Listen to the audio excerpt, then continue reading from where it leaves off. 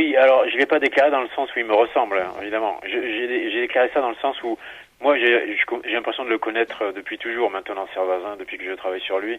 Oui, j'ai vraiment l'impression qu'il est devenu quelqu'un de vivant, quoi. Je pourrais le rencontrer au coin de la rue, il pourrait faire partie de ma famille, être un cousin ou un ami. Comme je l'ai déjà dit, sous forme de boutade, des fois il m'apparaît plus vivant que des gens que je côtoie. Donc pour moi, c'est un personnage de chez Ridos. J'ai vraiment pas l'impression que c'est un personnage de papier.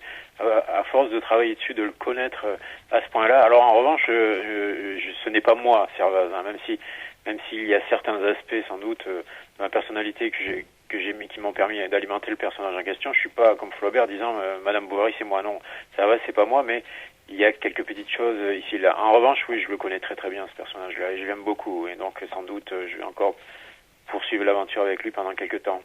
Et est-ce que vous le tenez en laisse, entre guillemets? Est-ce que au début de votre roman, vous savez où est-ce que vous allez l'emmener ou vous vous laissez surprendre par ce personnage?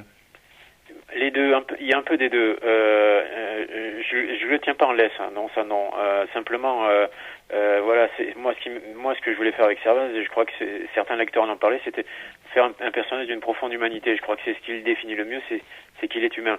Alors quand je le mets dans une situation donnée, j'essaie de le faire réagir comme réagirait une personne réelle, pas comme réagirait un super-héros ou un personnage imaginaire, voilà, avec des qualités que les gens ordinaires n'ont pas. C'est une personne ordinaire plongée dans des situations extraordinaires.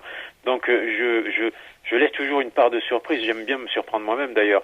Je sais à peu près où va aller l'intrigue, je sais à peu près comment ça va se terminer, je sais comment ça commence, mais au milieu il m'arrive de changer de direction parce que le personnage lui-même l'exige, parce que je sens qu'il ne peut réagir que d'une façon plutôt que d'une autre. Voilà, donc oui, il faut que ça reste tout ça. C'est le personnage qui commande l'histoire en quelque sorte. C'est la façon dont il réagit à la situation qui commande l'histoire.